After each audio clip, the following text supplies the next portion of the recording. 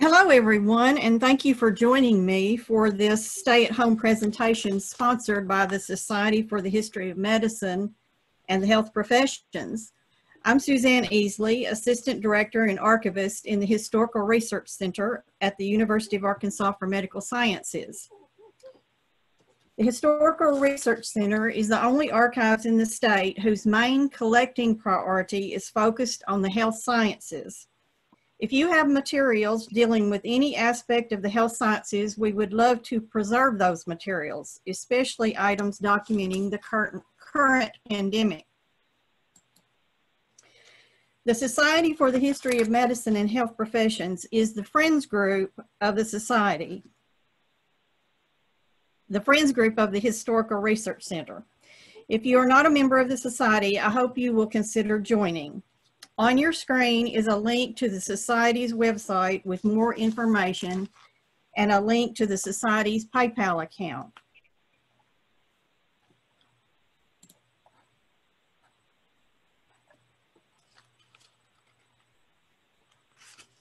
The membership dues are inexpensive, $15 for an individual and $5 for students.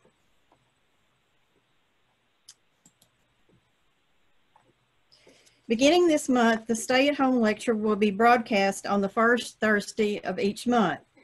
The time will remain the same from 7 to 8 p.m. The link you used to join tonight's presentation is the same for all of the stay-at-home lectures. The next presentation will be November 5th, and Monica Campbell will be talking about the founding of St. Bernard's Hospital by the Benedictine nuns in Jonesboro. A few technical notes about this presentation. The audio and video for everyone attending is turned off. If you have any questions, type them in the chat box at the bottom of your screen and I will answer them after the presentation. Also, this is my first time to host a Zoom presentation, so please bear with me if we have any technical difficulties. And if I should happen to lose my internet connection, I will finish recording the presentation at a later date to be posted online for viewing.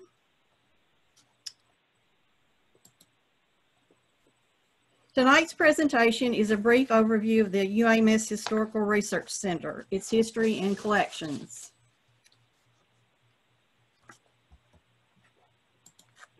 The HRC staff consists of Director Tim Nutt, myself, and April Hughes.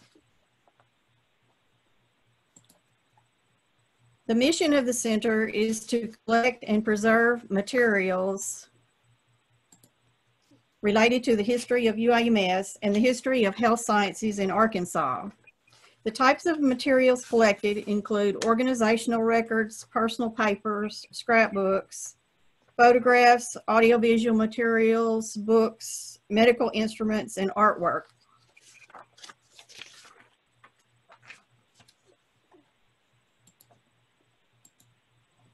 The History of Medicine Division in the UAMS Library was formally established in 1977, although historical materials were being preserved by the College of Medicine and the library since at least 1940. The division grew out of a partnership between Dr. Tom Bruce, who was then Dean of the College of Medicine, Rose Hogan, Director of the UAMS Library, and Edwina Walls-Mann, who became the first head of the division. Around 1991, the division's name was changed to the Historical Research Center. The first office was located in the Robert Watson Room on the first floor of the UAMS Library.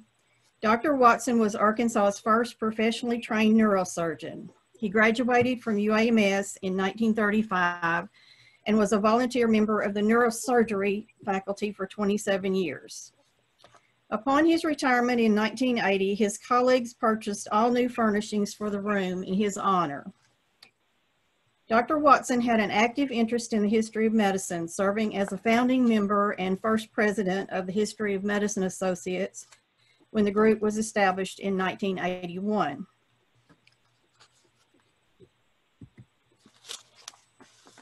The HRC office and stacks were eventually moved from the Watson Room to the second floor of the UAMS Library. The Watson Room is used for exhibits and as a meeting area for events. In addition to the addition of a research room, offices, and stacks on the 5th floor of the library in 2015 nearly doubled the size of the center.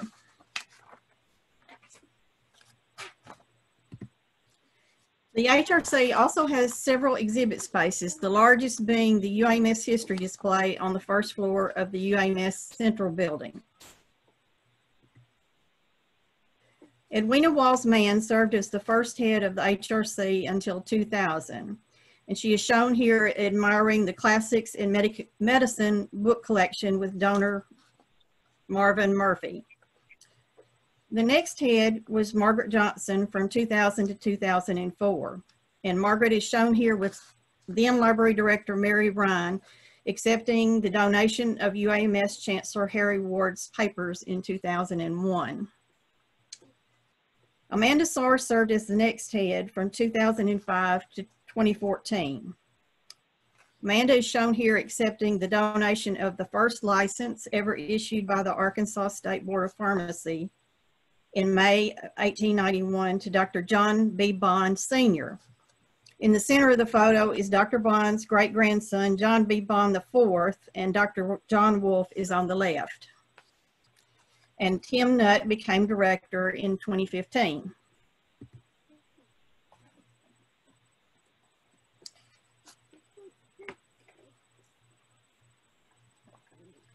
The History of Medicine Associates was established in 1981 and changed its name to the Society for the History of Medicine and the Health Professions in 2010. The first officers were President Robert Watson, Vice President Kelsey Kaplinger, Secretary Richard Clark, and Treasurer Edwina Walls. Cornelia Connie Sunderman became the first female president of the group in 1994. The group supports the mission of the center by sponsoring special exhibits and lectures, facilitating donations of historical materials, and providing funds for special projects. Among the activities of the Society are the awarding of an annual research grant, conducting oral history, interviews, and historical research, and funding the conservation of historical materials. We are very thankful for the Society members, donors, and volunteers that have helped make the Historical Research Center the unique and wonderful resource that it is today.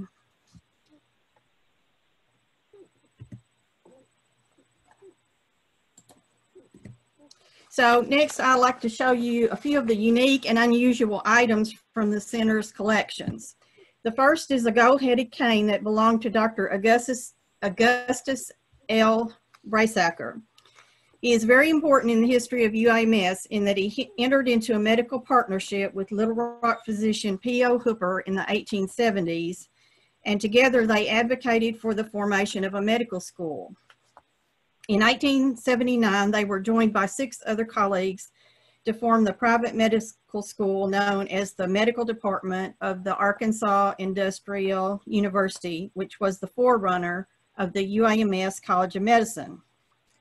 Dr. Brasacker served on the faculty in the medical school's Department of Obstetrics and Diseases of Women and Children from 1879 to 1896.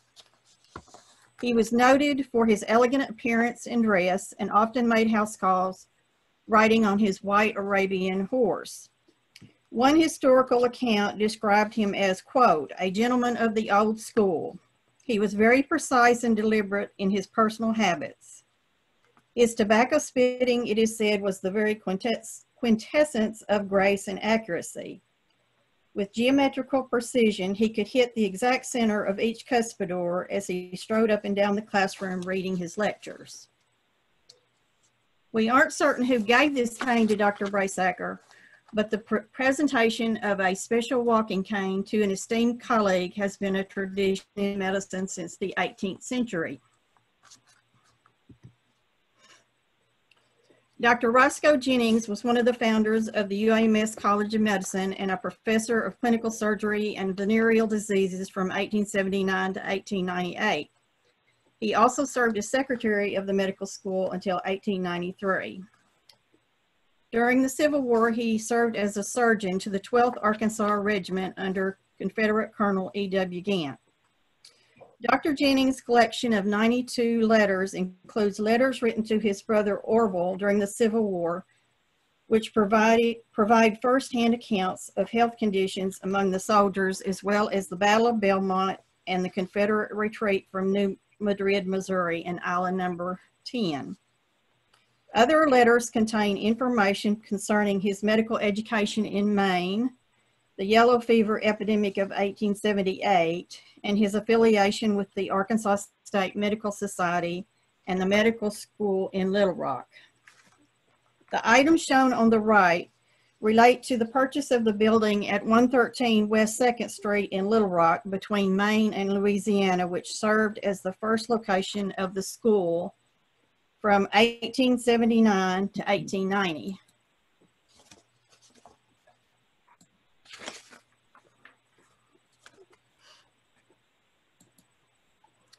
The next two items belong to another one of the founders of UAMS, Dr. Edwin Bentley. Dr. Bentley served on the Department of Surgery faculty at the school from 1879 to 1916, and as the third dean of the College of Medicine from 1904 to 1907. Before his association with the medical school, he served as a Union Army surgeon during the Civil War. This unique scrapbook of human intestinal specimens was found in Dr. Bentley's book collection. They were pasted onto sheets of paper in a binder and appeared to have been coated in shellac or varnish. The specimens show the effects of various diseases and ailments, including tuberculosis, typhoid fever, and gallstones. The specimen on the right shows alterations of the intestines from typhoid fever. To the left are case notes and a specimen about Private Eli G. Phillips of the New Jersey Infantry, who suffered from tuberculosis and died in November 1864. Dr. Bentley's medical case records from his military service are included in the 6-volume series, The Medical and Surgical History of the War of the Rebellion, published between 1870 and 1888. The HRC holds original copies of this series, which compiles reports that were submitted by U.S. Army doctors, surgeons, and hospital staff during the Civil War.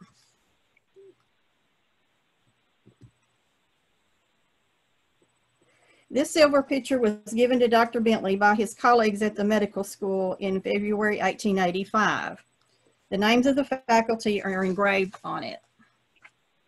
Prior to its donation in 1984, the pitcher had been found in a wooded area near Searcy, dented and scorched. The donor, Mrs. Bond, purchased the pitcher at a garage sale because one of the engraved names was Bond. She mentioned the pitcher to a friend who worked in the UAMS physical plant, and it was subsequently donated to the Historical Research Center. In 1984, the History of Medicine Associates paid to have the pitcher repaired and resilvered, and it is frequently displayed in exhibits and at events. The center also holds a set of large mosquito drawings by James K. Tebow Jr., the brother of Dr. Henry Tebow. A 1900 graduate of the medical school and a faculty member, Dr. Henry Tebow was considered an authority on malarial diseases and practiced in Scott, Arkansas. In 1905, James Tebow was one of the presenters of a preliminary report on the mosquitoes of Little Rock and vicinity to the Arkansas Medical Society. It is believed that he made these drawings to accompany the study report. The report was later published in the 1906 volume of the Journal of the Arkansas Medical Society. The study identified 27 different species, and in particular, the mosquito shown here was described as abundant in both the country and city during May and June, and as, quote, a vicious biter, often entering houses at night. This collection also contains drawings of diseased blood cells and other articles written by James Tebow.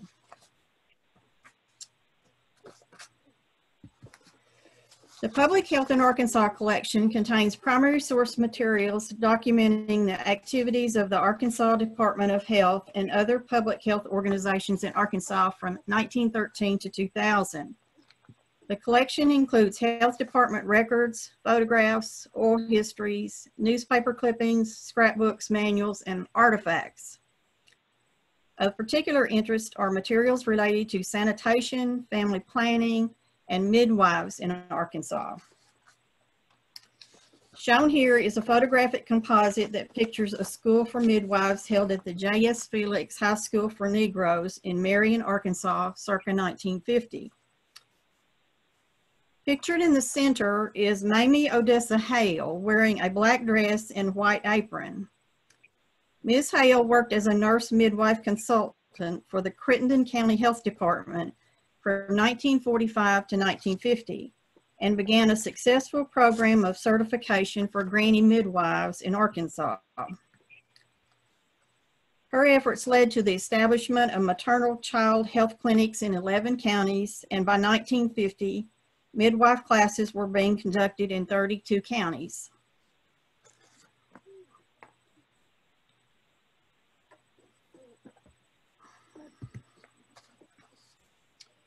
The public health collection includes 2 midwife kits used by Arkansas Department of Health nurses to train midwives in the 1940s and 50s. The kits were stored in suitcases, preferably metal, and the midwife was expected to have 2 sets of the contents on hand so they would always have a clean set for their next delivery.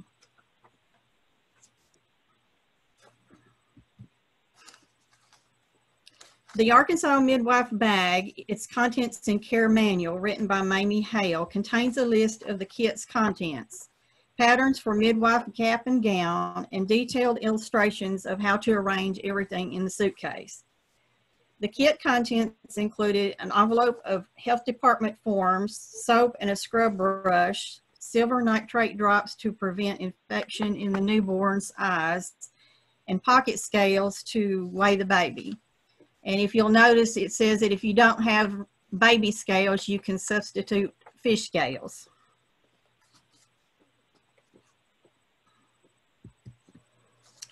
Also in this collection is a baby ambulance used by health department personnel to carry sick or premature infants to the hospital in the 1940s. At that time, there were no professional emergency medical services such as MIMS. The sick or injured were transported to hospitals in private vehicles or vehicles that served as both ambulances and hearses.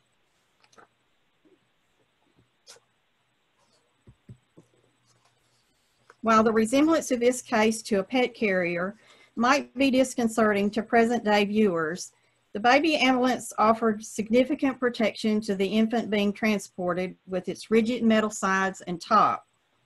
The sliding acrylic panel on the lid allowed observation without opening the carrier and exposing the infant to potential hazards. Screen vents on each end provided ventilation and kept out insects.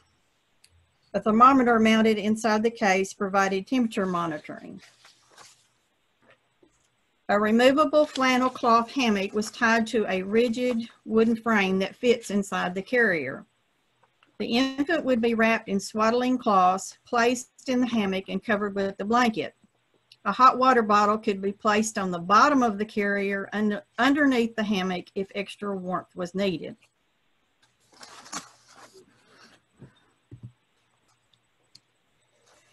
HRC is proud to have been chosen as the repository for the papers of these 2 trailblazers in Arkansas medical history, Dr. Edith Jones and Dr. Jocelyn Elders. In 1952, Dr. Jones was the first African-American graduate of the UAMS College of Medicine. And in 1985, she became the first woman president of the National Medical Association. Dr. Elders has said that she was inspired to become a doctor after hearing a speech that Dr. Jones gave during her first year in medical school.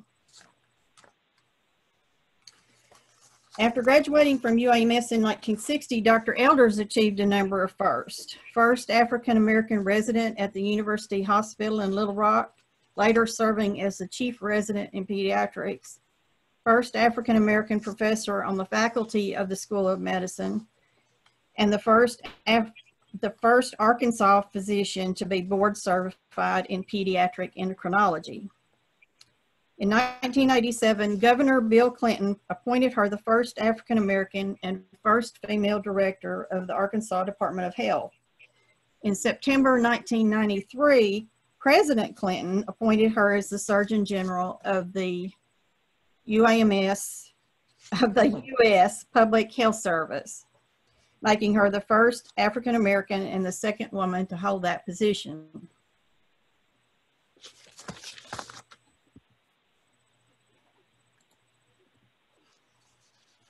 Materials in both collections include correspondence, news clippings, awards, scrapbooks, books, artifacts, oral history transcripts, and artwork. Shown here are 2 pages from an original Ebony magazine article highlighting Dr. Jones's first 4 months at the medical school in 1949.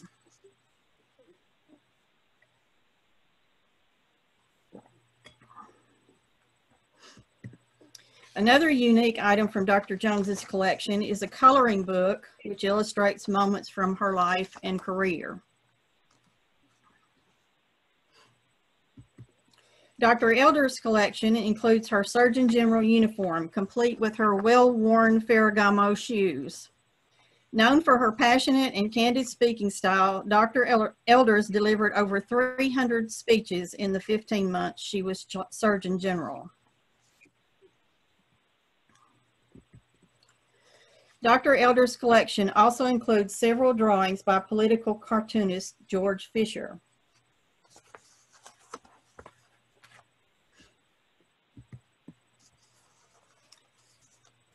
Jack Diner was a medical illustrator and sculptor and a board-certified maker of artificial eyes. He served as the head of medical illustration at UAMS, as well as an instructor and facial prosthetist beginning in 1956. The Diner collection contains numerous photographs and approximately 108 medical illustrations and artwork.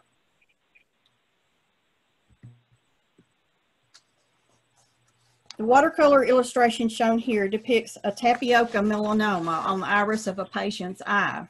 The illustration appeared in a 1976 article in the American Journal of Ophthalmology in which Dr. Sloan Wilson reported how he successfully treated the melanoma with an argon laser in 1973.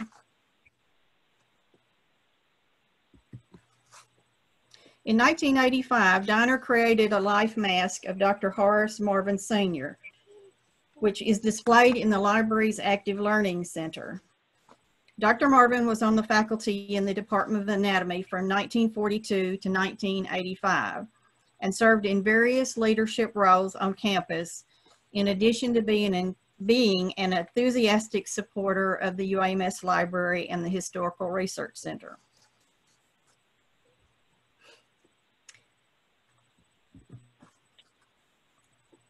Another unique collection in the center is the papers and photographs of Dr. Oliver Winger, Director of the U.S. Public Health Service Clinic for Venereal Diseases in Hot Springs, Arkansas. The materials in this collection include correspondence, reports, lectures, posters, photographs, and scrapbooks. Dr. Winger worked as a consultant on the 1938 play Spiral Key, sponsored by the Federal Theater Project of the Works Progress Administration.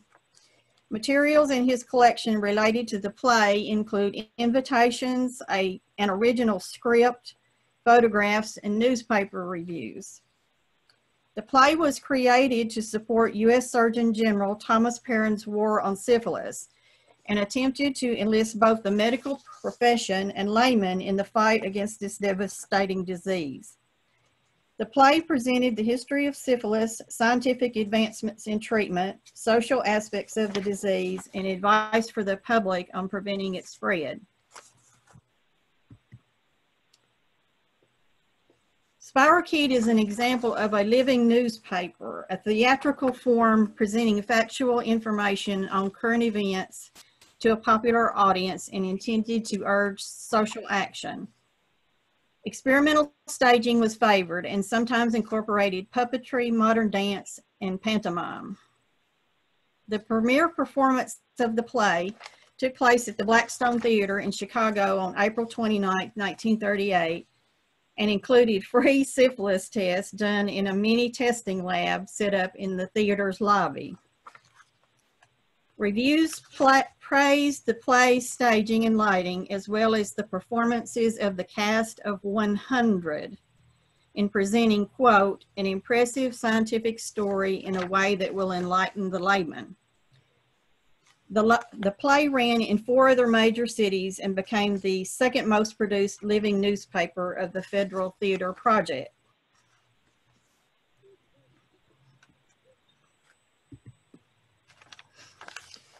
In addition to a large collection of legitimate medical instruments, the HRC also holds several items related to quackery, meaning the promotion, usually for monetary profit, of unsubstantiated medical practices or products, either by fraudulent intent or through ignorance. The word quack derives from the Dutch term quacksalver, which means hawker of salve.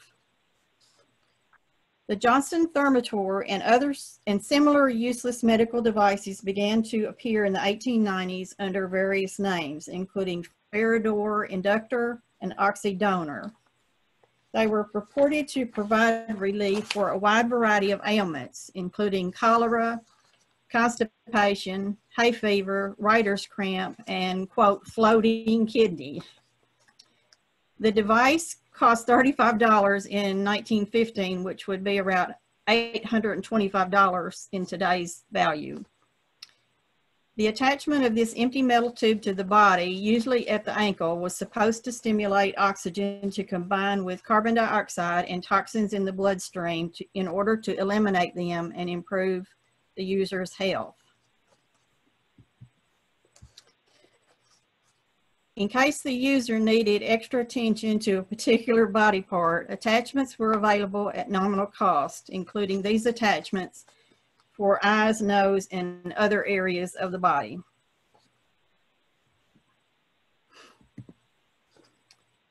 For men who felt nervous, run down, weak, or even unambitious, the Electrovita battery belt provided that much needed jolt of energy for being a true man. The belt wrapped around one's waist and provided continuous electrical pulses, courtesy of batteries tucked into the belt's lining. According to the manufacturer, the batteries never needed charging and would never run out of juice. In this image, the belt is open to show the batteries inside. The white part folds over the batteries and snaps to the other side of the belt for wearing.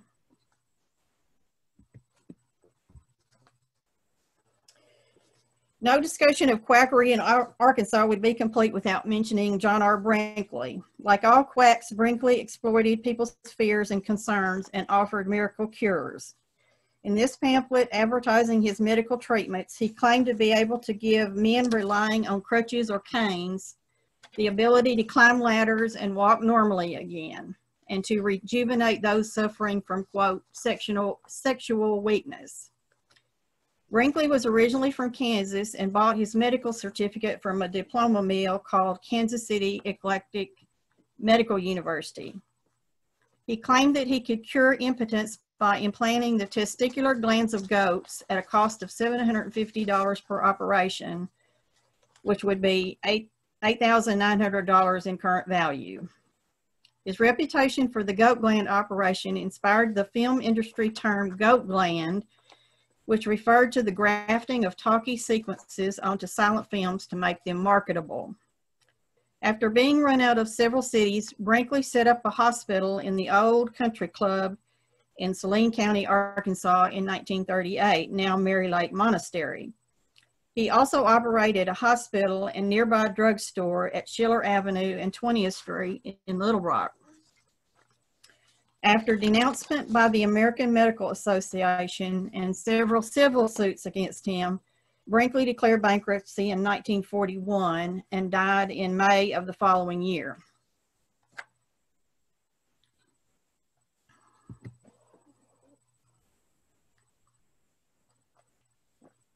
The center has an extensive collection of photographs donated by individuals, healthcare organizations, and UAMS departments. In particular, the collection includes several thousand negatives, prints, and digital photographs donated by the UAMS Creative Services Department, documenting campus places, events, and personnel from the 1960s to 2015. I particularly enjoy working with the photographs, and I've chosen a few of my favorites for this presentation. This particular photograph shows a cake replica of the University Hospital that was served at a reception honoring University of Arkansas President David Mullins in October 1963. The photo was later published in the 1965 April Fool's issue of the Medical School Student newspaper with the caption, "This is how the U of A Medical Center looked from the air late last month after being covered with cake frosting to make it more appealing to the legislature."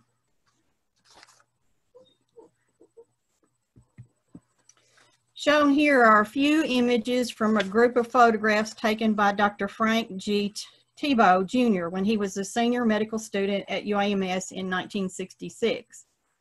Dr. Tebow took these images for use in the Caduceus Yearbook and the Medico, a student newspaper. This unique group of photographs gives us a candid, in-depth look at the people and places on campus at this particular time from a student's point of view.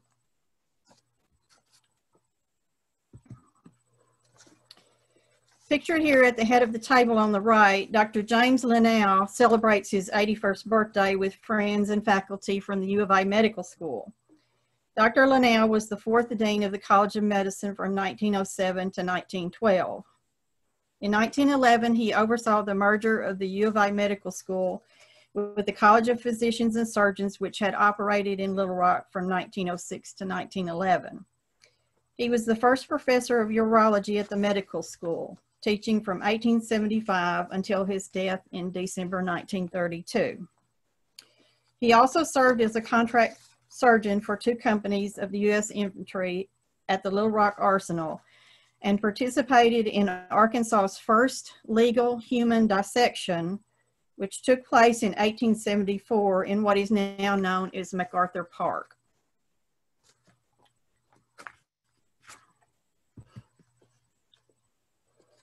I would like to conclude this presentation with our newest collection, the Medical Toy Collection, which is now on exhibit in the UAMS Central Building through 2021.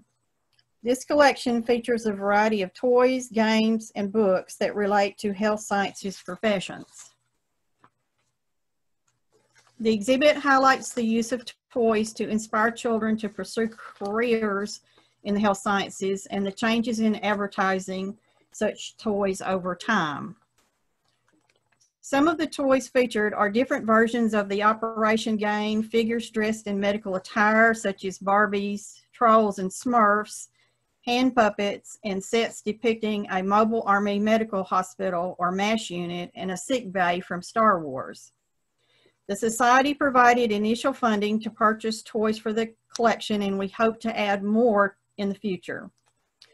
The exhibit includes several toys on temporary loan from their owners. So if you have a cherished medical toy you think would be suitable for the exhibit, we would love to hear from you.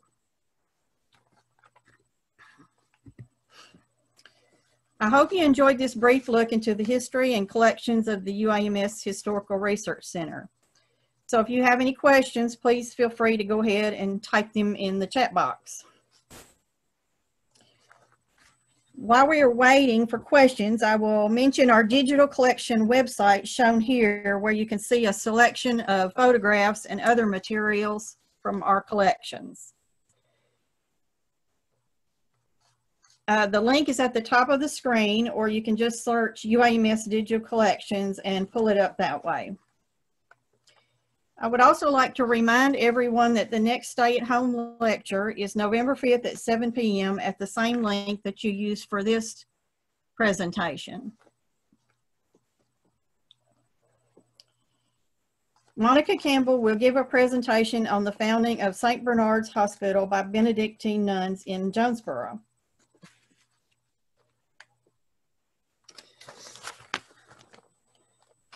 All right, so let's see. Bill's got a question. Bill Russell has a question about what items would we like related to the pandemic. Really, homemade masks would be good. Any kind of like posters that you see telling people about mask wearing, giving people instructions about social distancing and so forth. There's quite a few products that are being manufactured in Arkansas, like the face shields and hand sanitizer, things like that are being manufactured in Arkansas, and we'd like to get examples of those as well. The biggest need of the HRC right now is just more involvement from the society. We appreciate your support, and that's what makes the Historical Research Center what it is today. And so just more members would be good. And any donations of materials that are related to health sciences in Arkansas would be welcome.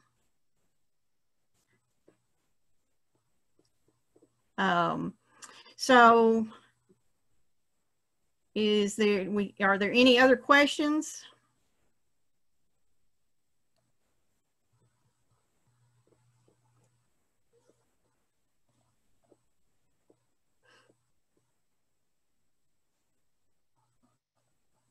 Yes, Libby asked were some of the pictures from Dr. Tebow from Jeff Banks. Yes, there's the collection that he gave us is quite large, and he took photos of just about everything on campus. And what's really neat about it is that it's a lot of things like the barber shop and things like that there wouldn't necessarily be pictures of that anywhere.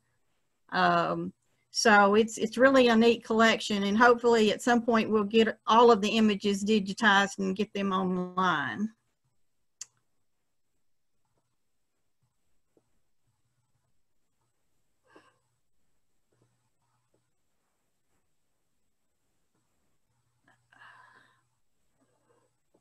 Well, all right, that looks like it for the questions. So thank you for attending tonight's presentation, and we hope that you will visit us in person when the Historical Research Center is able to reopen to the public. So stay safe and have a good evening. Thank you.